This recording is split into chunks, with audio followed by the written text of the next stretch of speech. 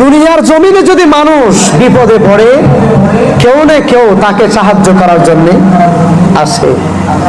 পরকালে কে আসবে? আপনার আমার অনেকের মা কবরস্থানে চলে গেছে না? যেই দিন কবর দিয়েছিলেন আর কোনদিন ও মায়ের কোনো খবর রাখতে পেরেছে? কেমন আছে বলেছিল? কি অবস্থায় আছে বলেছে? কেউ খবর নিতে পেরেছে? যে মা, যে বাবা আমাদেরকে হাতে হাতে ধরে ধরে ছোটকাল থেকে আস্তে আস্তে আস্তে বড় করেছে, সেই প্রাণের বাবা, সেই প্রাণের মা যাদের কবরস্থানে শুয়ে গেছে, কোনদিন জিজ্ঞেস করতে পারছিলাম, মা তুমি কেমন আছো? দুনিয়ায় আমি অসুস্থ হয়ে গেলে তুমি আমার জন্য কতই না কষ্ট করেছো, ঘুমাও নাই, আমি যতক্ষণ সুস্থ হয় নাই তুমি আল্লাহর কাছে শুধু কান্নাকাটি করেছো আর চেয়েছো, আল্লাহ আমার সন্তানটারে ভালো করে দাও, আল্লাহ আমার বিনিময় হলো আমার সন্তানটারে ভালো করে দাও। যে বাবা পরবাসে থাকলে সেখান থেকে কতবার খবর নিয়েছে, সন্তান কেমন আছে, আমার ছেলেটা কেমন আছে, আমার মেয়েটা কেমন আছে। সেই দরদের মা বাবা যখন কবরস্থানে শুয়ে গেছে, কোনদিন জিজ্ঞেস করতে পারছিলাম, বাবারে তুমি কেমন আছো সেখানে, মা তুমি কেমন আছো সেখানে? সেই জায়গার মধ্যে যখন আমার দয়াল নবী গিয়ে দাঁড়িয়ে যাবে, এই দুনিয়ার কোন সাহায্য তাদের জন্য আর প্রয়োজন হবে। সম্মানিত হাজিরিন, মহান আল্লাহ সুবহানাহু ওয়া তাআলা আমাদেরকে ঘোষণা করে দিলেন, আমাদেরকে জানিয়ে দিলেন, জগতের বন্ধুরা রে, আমার হাবিবকে তোমাদের কাছে এমনি এমনি আমি আল্লাহ তাআলা পাঠাই না, আমি আল্লাহ তাআলা আমার হাবিবকে তোমাদের কাছে এই জন্য পাঠাইলাম, আমার হাবিব দুনিয়ার জন্য কোনো রহমত সেরকম নয়, কবরের জন্য রহমত শুধুমাত্র সেরকম নয়। আমার বান্দা যেখানে যেখানে বিপদে পড়বে, আমার বান্দার সেখানে সেখানে যিনি হাজির হয়ে যাবে, তিনি হলেন আমার বন্ধু নূরে মুস্তাফা নবী মুহাম্মদুর রাসূলুল্লাহ, জুড়ে বলুন সাল্লাল্লাহু আলাইহি ওয়াসাল্লাম। কেমন রহমত তবে আমার দয়াল নবী, একটু করে লক্ষ্য করেন। হাদিস শরীফের মধ্যে এসেছে, বুখারী শরীফের হাদিসের মধ্যে এই কথাগুলো নোট করা হয়েছে। কিয়ামতের মাঠ যখন সংগঠিত হয়ে যাবে, মানুষগুলো স্থির হয়ে যাবে, কেউ কারো পক্ষে কথা বলবে না, কোনো মানুষ কারো পক্ষে কথা বলবে না, কেউ কারো সাহায্যের জন্য আসবে না, সবাই যখন নফসি নফসি নফসি করে চিল্লাচিল্লি করবে, কোন মানুষকে আপন হিসেবে পাওয়া যাবে না। দুনিয়ার জমিনে কত বন্ধু ছিল, দুনিয়ার জমিনে কত ভাই ছিল, দুনিয়ার জমিনে যারা আমাদের মা বাবা ছিল, আত্মীয় স্বজন ছিল, খবরের জমিনে ওই কিয়ামতের কঠিন মুসিবত যখন শুরু হয়ে যাবে, কেউ কারো কোনো উপকারে যখন আসবে না। কাম আনে কা নেহি হে, হর এক জুদা হো जाएगा, काम आने का नहीं है, हर एक जुदा हो जाएगा, बल्कि हर हर उसको दुश्मन जानो का हो जाएगा। কিয়ামতের মাঠ যখন সংগঠিত হয়ে যাবে, আমার হাত বলেন, আমার পা বলেন, আমার চোখ বলেন, আমার নাক বলেন, আমার শরীরের প্রত্যেকটা অঙ্গ প্রত্যঙ্গ ওই কিয়ামতের কঠিন মুসিবতে আমার বিরুদ্ধে সাক্ষী দিবে, আমার বিরুদ্ধে সাক্ষী দিবে। দুনিয়ার জমিনে যাকে আমি বন্ধু বানাইলাম, যার সাথে আমি চলাফেরা করেছিলাম, যেই বন্ধুর সাথে চলতে গিয়ে আমার নামাজ তরক হয়ে গিয়েছে, যেই বন্ধুর সাথে চলতে গিয়ে দুনিয়াতে কত ধরনের খারাপ কাজ আমি সংগঠিত হয়ে গেলাম, হাদিস শরীফের মধ্যে এসেছে ওই মানুষগুলো কেউ কারো কোনো উপকারের মধ্যে আসবে না।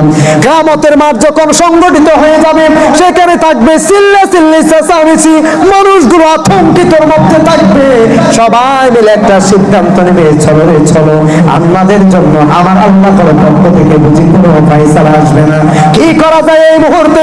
সবাই মিলে একটা সিদ্ধান্ত নিয়ে নিবে, সবাই মিলে সিদ্ধান্ত নিয়ে, সবাই মিলে একটা সিদ্ধান্ত নিবে, সিদ্ধান্তটা হবে এই হাদিস শরীফের মধ্যে এসেছেন ক্বালা নবী সাল্লাল্লাহু আলাইহি ওয়াসাল্লাম ইযা কানা ইয়াউমুল কিয়ামাতি মা জান্নাসু বা'দুহুম ফি বা'দিন, মানুষগুলো যখন অস্থিরতার মধ্যে থাকবে সবাই মিলে একটা সিদ্ধান্ত নেবে, চলো আমরা সবাই মিলে একটা সিদ্ধান্ত করতে পারি। আল্লাহ পাকে আমাদের প্রতি তো রহমত করবে না মনে হয়, আল্লাহ বুঝে আমাদের সাথে রাগান্বিত হয়ে গিয়েছে।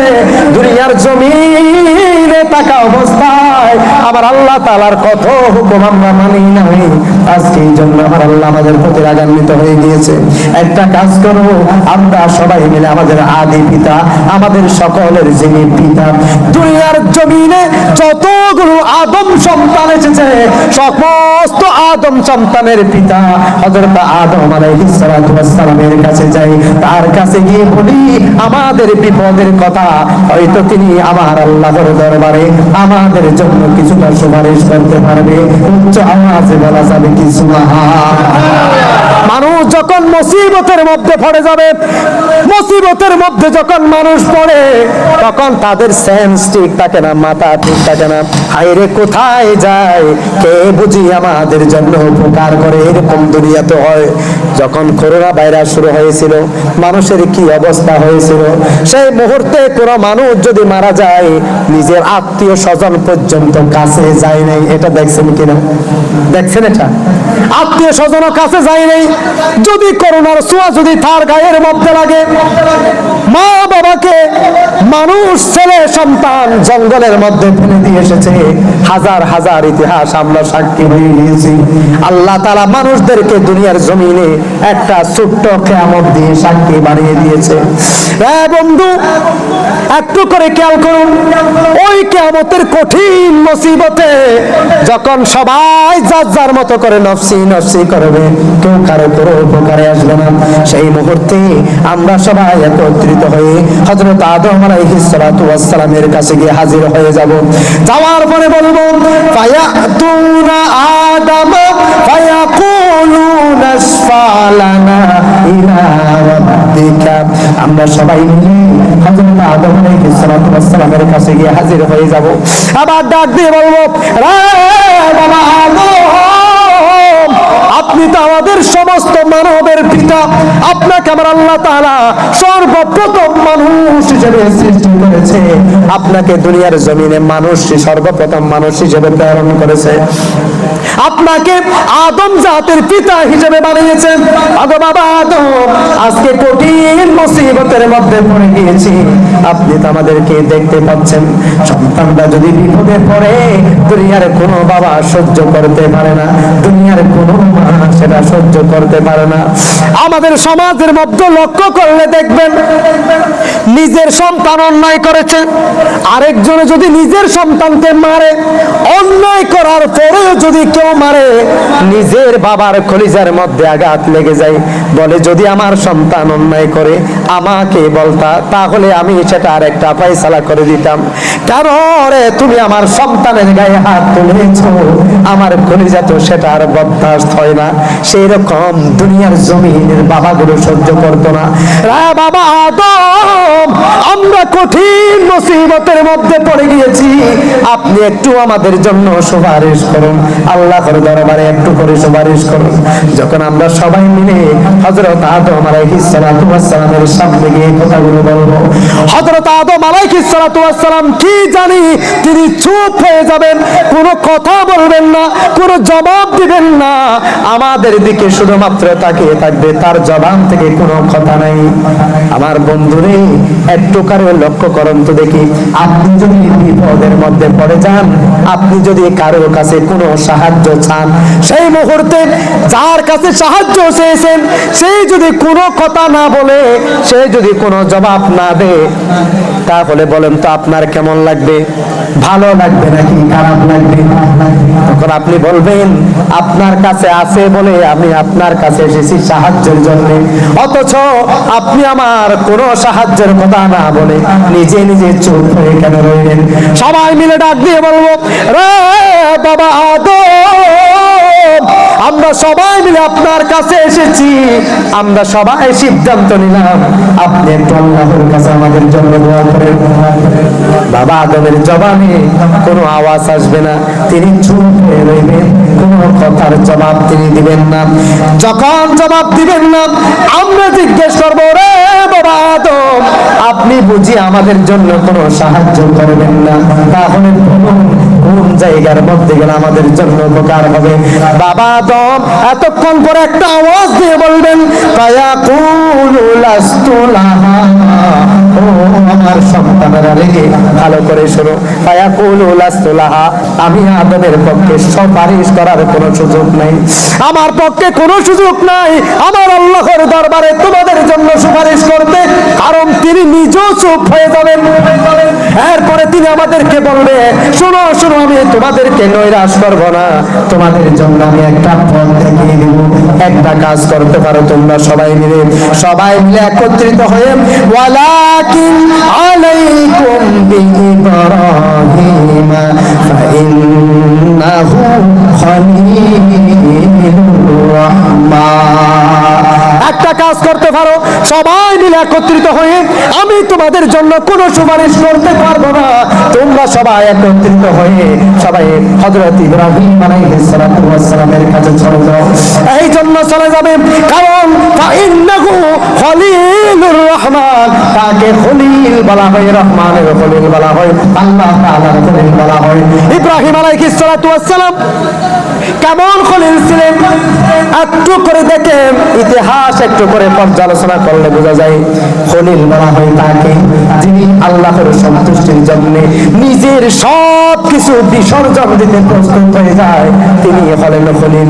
আমাদেরকে হযরত আদম আলাইহিস সালাম দেখাই দিবে, এ আমার সন্তানেরা, সবাই মিলে খলিলুর রহমানের কাছে চলে যাও। হযরত ইব্রাহিম আলাইহিস সালামের কাছে গিয়ে আমরা সবাই মিলে যখন একত্রিত হয়ে যাব, সবাই মিলে একত্রিত হয়ে হযরত ইব্রাহিম আলাইহিস সালামের কাছে গিয়ে আমরা ডাক দিয়ে বলবো, আবু ইব্রাহিম নবী, আপনি তো এমন একজন খলিল ছিলেন, এমন একজন রহমানের খলিল ছিলেন, আল্লাহর সন্তুষ্টির জন্য আপনি আপনার নিজের সন্তানকে কুরবানি করে দিয়েছেন। আল্লাহর সন্তান, আল্লাহর সন্তুষ্টির জন্য আপনার ছোট্ট বৃদ্ধ অবস্থায় একটা ছোট ছেলে পাওয়ার পরেও আপনার নিজের মনের সন্তুষ্টি বর্জন করে রহমানের সন্তুষ্টির জন্য আপনি তাদেরকে বনবাসের মধ্যে দিয়ে এসেছেন। এইভাবে করে যখন আমরা ইতিহাসগুলো বলবো, প্রিয় হাজিরিন, একটু করে লক্ষ্য করে বুঝবেন, হযরত ইব্রাহিম আলাইহিস সালাম তার ছোট্ট সন্তানকে বিসর্জন দিলেন এই জন্য, কারণ আল্লাহ রাব্বুল আলামিনের সন্তুষ্টি অর্জন করার লক্ষ্যে তিনি তার ছোট্ট মাসুম বাচ্চা এবং তার স্ত্রীকে বনবাসের মধ্যে দিয়ে আসলেন। দিয়ে আসার পরেও আমরা ডাক দিয়ে বলবো, আবু ইব্রাহিম নবী, আপনি তো আল্লাহর সন্তুষ্টির জন্য নিজের সন্তানকে কুরবানি দেওয়ার জন্য প্রস্তুত হয়ে গেলেন। আজকে আমরা কঠিন মুসিবতের মধ্যে রয়েছি, আপনি একটু আমাদের জন্য সুপারিশ করেন। শুনুন প্রিয় ভাইরা, হযরত ইব্রাহিম আলাইহিস সালাম কোনো কথা বলবেন না, তিনি আবার সেখানের মধ্যে চুপ হয়ে যাবেন, কোনো জবাব নেই। এখন বুঝেন তো দেখি, কিয়ামতের কঠিন মুসিবতের মধ্যে সবাই যখন নফসি নফসি নফসি করে চিল্লাচিল্লি করবে, আদম আলাইহিস সালাম যদি বলে ক্বালু লাস্তু লাহা, আমার পক্ষে সম্ভব নয়, ইব্রাহিম আলাইহিস সালাম যখন বলবে ফায়াকুলু লাস্তু লাহা, আমার পক্ষে সুপারিশ করা সম্ভব নয়, তিনিও চুপ হয়ে যাবেন। আবার আমরা সবাই পাগল করা হয়ে গিয়ে সব কোথায় যাব, কোনো পথ যখন খুঁজে পাবো না, এই মুহূর্তে তিনি বলবেন, ওয়ালাকিন আলাইকুম বিমূসা, তিনি আমাদেরকে বলবেন, শুনো, তোমাদের জন্য আমি একটা পথ দেখিয়ে দিতে পারি। ওই পথটা হলো সবাই মিলে হযরত মূসা আলাইহিস সালামের কাছে চলে যাও। এই জন্য তার কাছে তোমরা চলে যাবে। আল্লাহ রাব্বুল আলামিন হযরত মূসা আলাইহিস সালামের সাথে প্রচুর পরিমাণের তিনি কথা বলতেন এবং আল্লাহ পাক তাকে এমন একটি মুজিজা দান করেছেন, তার লাঠির মাধ্যমে তিনি তামাম জাহান জয় করার মতো আল্লাহ পাক তাকে যোগ্যতা দিয়েছেন। মৃত মানুষকে যদি লাঠি দিয়ে আঘাত করে মৃত মানুষ প্রাণ ফিরে পাওয়ার মতো আল্লাহ পাক তাকে সেই যোগ্যতা দিয়েছেন। এই জন্য সবাই মিলে মূসা আলাইহিস সালামের কাছে চলে যাও। আমরা সবাই মিলে হযরত মূসা আলাইহিস সালামের কাছে গিয়ে হাজির হয়ে যাব। ফাইন্নাহু কালিমুল্লাহ, আমরা তাকে গিয়ে বলবো, মূসা নবী আপনি তো আল্লাহর সাথে কথা বলতেন, আল্লাহর সাথে প্রচুর পরিমাণের কথা বলতেন, এই জন্য আপনাকে কলিমুল্লাহ বলা হয়। ওগো মূসা নবী, হযরত আদম আলাইহিস সালামের কাছে গিয়েছিলাম, তিনি আমাদেরকে ফেরত পাঠাইলেন। হযরত ইব্রাহিম আলাইহিস সালামের কাছে গিয়েছিলাম, তিনি আমাদেরকে ফেরত পাঠাইলেন। ওগো মূসা নবী, আপনার সম্মুখে এসে হাজির হইলাম, আপনি যদি আমাদেরকে ফেরত পাঠিয়ে দেন আমাদের জন্য কঠিন মুহূর্ত আর কঠিন হয়ে যাবে। এই কিয়ামতের কঠিন ভয়াবহতার মধ্যে হযরত মূসা আলাইহিস সালাম তিনিও কোনো কথা বলবেন না।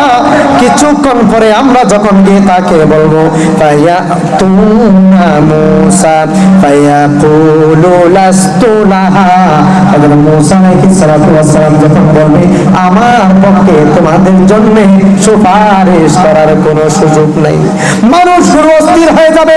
আইরে হযরত আদম আলাইহিস সালামের কাছে গেলাম, তিনি বললেন ফায়াকুলু লাস্তু লাহা। হযরত ইব্রাহিম আলাইহিস সালামের কাছে গেলাম, যাকে খলিলুর রহমান বলা হয়, তিনিও বললেন ফায়াকুলু লাস্তু লাহা। হযরত মূসা আলাইহিস সালামের কাছে গিয়ে যখন হাজির হয়ে যাব তখন তিনিও বলবে ফায়াকুলু লাস্তু লাহা। তখন আমরা অস্থির হয়ে যাব, কোথায় যাব, কোথায় যাব, কোথায় যাব। তারপরে তিনি বলবেন ওয়ালাকিন আলাইকুম বিঈসা রূহুল্লাহ ওয়া কালিমাতিহি, সবাই মিলে একটা কাজ করো, হযরত ঈসা আলাইহিস সালামের কাছে চলে যাও। আমরা যখন পথ দেখব না অস্থির হয়ে যাব, যেদিকে বলবে সেদিকে চলে যাব। ঐক্যবদ্ধ হয়ে সবাই মিলে হযরত ঈসা আলাইহিস সালামের কাছে গিয়ে হাজির হয়ে যাব। হাজির হওয়ার পরে আমরা তাকে বলবো ফায়াতুনা ঈসা, ও ঈসা নবী আমরা আপনার কাছে এসেছি, আজকে কঠিন মুহূর্ত আমাদের থেকে অতিবাহিত হয়ে যাচ্ছে। ও ঈসা নবী আপনি তো সেই নবী আমার আল্লাহ সুবহানাহু ওয়া তাআলা যাকে বাপ ছাড়া দুনিয়ার জমিনের মধ্যে পাঠাইলেন। উচ্চ আওয়াজে বলা যাবে কি সুবহানাল্লাহ, আর মহব্বতে বলেন না সুবহানাল্লাহ। দুনিয়ার জমিনে বাপ ছাড়া যাকে পাঠালেন, হযরতে ঈসা আলাইহিস সালামের বাপ আছে নাই? আমরা গিয়ে বলবো গো ঈসা নবী আল্লাহ তাআলা আপনাকে পিতা ছাড়া দুনিয়ার জমিনের জন্য ইতিহাস করে আপনাকে প্রেরণ করলেন। ওগো ঈসা নবী আপনি একটু আমাদের জন্য সুপারিশ করুন। এই কিয়ামতের ভয়াবহতা, আমাদের এই আযাবের মধ্যে আপনি যদি সুপারিশ না করেন আমরা কোথায় যাব? আমরা হযরত আদম আলাইহিস সালামের কাছে গিয়েছিলাম, তিনি বলেছেন ফায়াকুলু লাস্তু লাহা, আমার পক্ষে সুপারিশ করা সম্ভব নয়। তিনি হযরত ইব্রাহিম আলাইহিস সালামের কাছে পাঠালেন, তার কাছে গিয়েছিলাম, তিনি বললেন ফায়াকুলু লাস্তু লাহা। এরপর হযরত মূসা আলাইহিস সালামের কাছে গিয়েছিলাম, তিনি বললেন ফায়াকুলু লাস্তু লাহা। ওগো ঈসা নবী আপনিও যদি বলেন ফায়াকুলু লাস্তু লাহা, আমরা কোথায় যাব? আমাদেরকে কে বাঁচাবে? আমাদের বাঁচানোর মতো পথ কোথায়? আপনি আমাদেরকে ফেরত পাঠাবেন না, দয়া করে আপনি আমাদের জন্য একটা পথ বাহির করেন। উচ্চ আওয়াজে বলুন না সুবহানাল্লাহ। এবার হযরতে ঈসা আলাইহিস সালাম তিনিও অন্যান্য নবীদের মতো চুপ হয়ে যাবেন, তার জবাব দিয়ে কোনো আওয়াজ বাহির হবে না। আমরা যখন গিয়ে তাকে বলবো কোনো আওয়াজ বাহির হবে না। কিছুক্ষণ পরে তিনিও আওয়াজ করবেন ফায়াকুলু লাস্তু লাহা, আমার পক্ষে সুপারিশ করা সম্ভব নয়। এবার আমরা অস্থির হয়ে যাব, ওগো ঈসা নবী আপনি যদি ফেরত পাঠিয়ে দেন আমরা কার কাছে যাব? তখন তিনি বলেন ওগো দুনিয়ার মানুষ ভালো করে শুনো, আদম আলাইহিস সালাতু ওয়াস সালাম তোমাদেরকে ফেরত পাঠাইলো, ইব্রাহিম আলাইহিস সালাতু ওয়াস সালাম তোমাদেরকে ফেরত পাঠাইলো, মূসা আলাইহিস সালাতু ওয়াস সালাম তোমাদেরকে ফেরত পাঠাইলো, আমি ঈসা আলাইহিস সালাতু ওয়াস সালাম আমিও ফেরত পাঠাবো। তাহলে তোমাদেরকে এমন একটা জায়গায় পাঠাবো যে জায়গায় থেকে তোমাদেরকে আর ফেরত আসতে হবে না। উচ্চ আওয়াজে বলা যাবে কি সুবহানাল্লাহ? আর মহব্বতে বলুন না সুবহানাল্লাহ।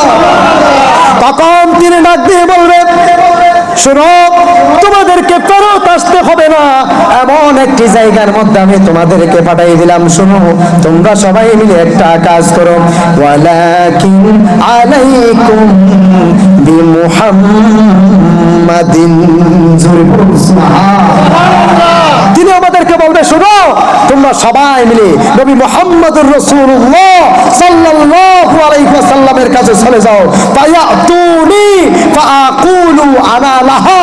নবী করিম সাল্লাল্লাহু আলাইহি ওয়াসাল্লাম হাদিস বর্ণনা করার সময় সাহাবীদেরকে বলে, হে আমার সাহাবীরা, যখন তোমরা আমার কাছে আসবে তখন আমি বলবো ফায়াতুনি, তখন তোমরা আমার কাছে আসবে, আসার সাথে সাথে ফাআকুলু আনা লাহা, আমি তোমাদেরকে দেখার সাথে সাথে ডাক দিয়ে বলবো, উম্মত এতক্ষণ পর্যন্ত কোথায় ছিল?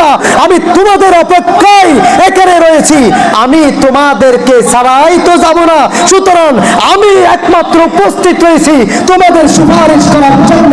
জোরে বলুন সুবহানাল্লাহ, আর মহব্বতে বলুন সুবহানাল্লাহ। তখন আমার নবী বলে, আমি তখন তোমাদেরকে নিয়ে হাদিস বর্ণনা করার সময় বলে সাহাবীদেরকে, তখন আমি আমার সমস্ত উম্মতদেরকে নিয়ে আমি আমার রবের কুদরতি কদম মুবারকের মধ্যে সিজদায় পড়ে যাব। যখন আমি আমার কুদরতি, আমার রবের কুদরতি কদম মুবারকের মধ্যে যখন আমি সিজদার মধ্যে পড়ে যাব, মাহামিদা আহমাদু বিহা, তখন আল্লাহ পাক আমাকে কিছু গুণবাচক নাম শিখিয়ে দিলেন। এগুলো এই মুহূর্তে আমার মনে নেই। নবীজি যখন হাদিসটা বর্ণনা করতেছিলেন তখন ওই কথাগুলো বলেন নেই। তখন নবীজি বলে, তখন আমাকে আমার রব বলবে, ওগো নবী, আপনার স্যার মোবারক উপরে তুলুন। আমার রাসূল যখন স্যার তুলবে তখন আমার আল্লাহ বলবে, ওগো নবী রে, আমি আপনাকে 4টা বৈশিষ্ট্য আজকের দিনেই দিয়ে দিলাম। সুবহানাল্লাহ। সেই মুহূর্তে আমার রাসূলকে বলবে, ওগো নবী, আপনার কি প্রয়োজন আপনি বলুন, আপনি যা বলবেন সবটুকু আমি রবের দরবারে কবুল করা হবে। উচ্চ আওয়াজে বলুন না সুবহানাল্লাহ। ওগো নবী, আপনি যা বলবেন সব কবুল করা হবে। শুধু তাই নয়, আপনি যা বলবেন সব শোনা হবে। আওয়াজ দিয়ে বলুন না সুবহানাল্লাহ। আপনি যা বলবেন সব শোনা হবে, আপনি যা বলবেন সব কবুল করা হবে। এরপরে আমার রাসূলকে বলতেছেন, আমার রাসূল বলতেছেন, আমার রাসূলকে আমার আল্লাহ বলবেন, আরেকটা বিষয় হলো, আপনার যা খুশি বলেন, আপনার বলার মধ্যে কোনো বাধা নেই। জোরে বলুন না সুবহানাল্লাহ। প্রথমে 3টি দেখেন, একটি হলো নবী, আপনি বলেন, যা বলবেন শোনা হবে। দ্বিতীয় নাম্বার হলো, ওগো নবী, আপনি যা বলবেন সব কবুল করা হবে। তৃতীয় নাম্বার হলো, ওগো প্রাণের নবী, আপনি যা বলবেন সবগুলোই কবুল করা হবে। জোরে বলুন না সুবহানাল্লাহ। তখন আমার নবী বলতেছেন, ফাআকুলু রাব্বি, সেই মুহূর্তে আমি আমার রবকে ডাক দিয়ে বলবো, উম্মতি উম্মতি উম্মতি। জোরে বলুন না সুবহানাল্লাহ। রাসূলুল্লাহ সাল্লাল্লাহু আলাইহি ওয়াসাল্লাম বলতেছেন, শুধু তাই নয়, ফায়ুকালু উতালিক ফাখরিজ, আমি জাহান্নাম থেকে বাহির করে নিয়ে আসবো। মান কানা ফি কলবিহি মিসকালা, যার কলবের মধ্যে শাঈরাতিন মিন ঈমান, যারা পরিমাণ ঈমান যার কলবের মধ্যে আছে, আমি রাসূলুল্লাহ তাকেও তুলে আল্লাহর জান্নাত পর্যন্ত পৌঁছিয়ে দিব। উচ্চ আওয়াজে বলুন না সুবহানাল্লাহ। ইনি হলেন রহমত ওয়ালা নবী। জোরে বলুন না সুবহানাল্লাহ।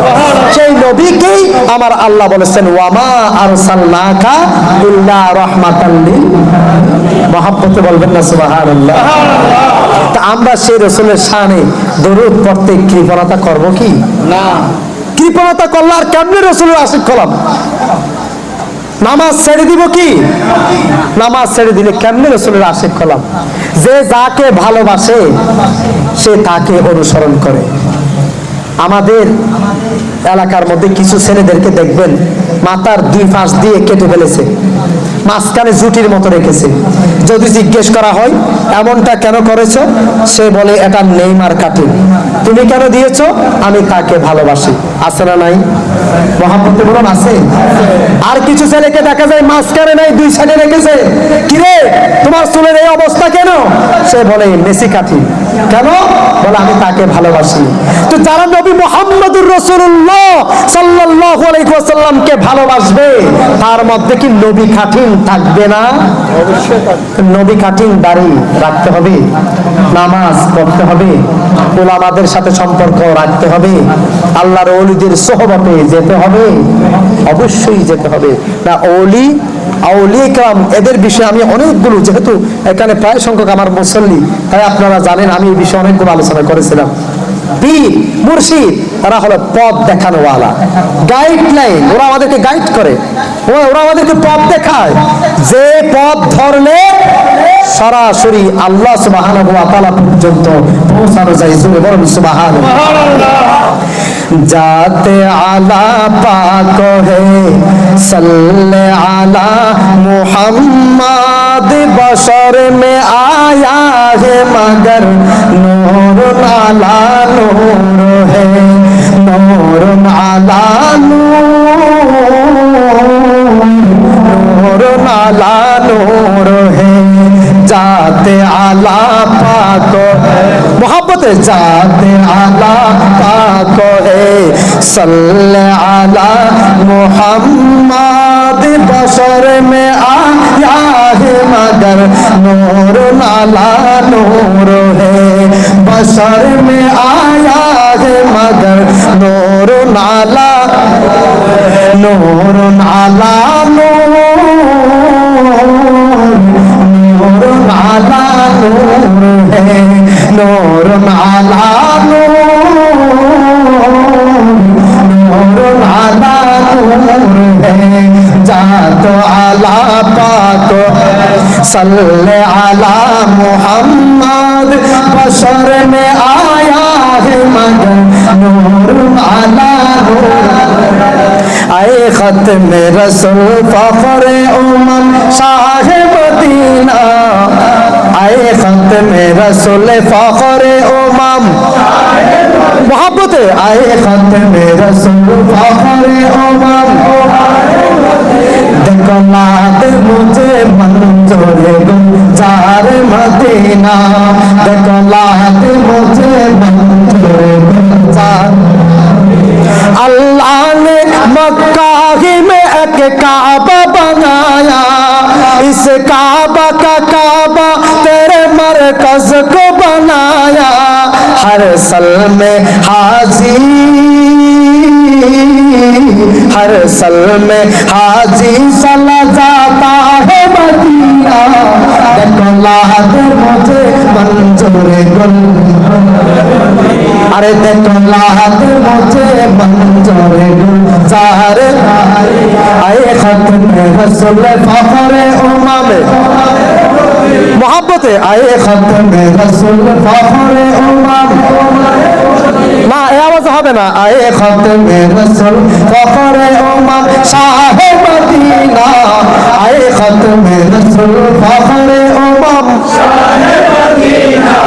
দেখো লাদ মুঝে मंजूर गुलजार मदीना, देखो लाद मुझे मंजूर गुलजार, देखो लाद मुझे मंजूर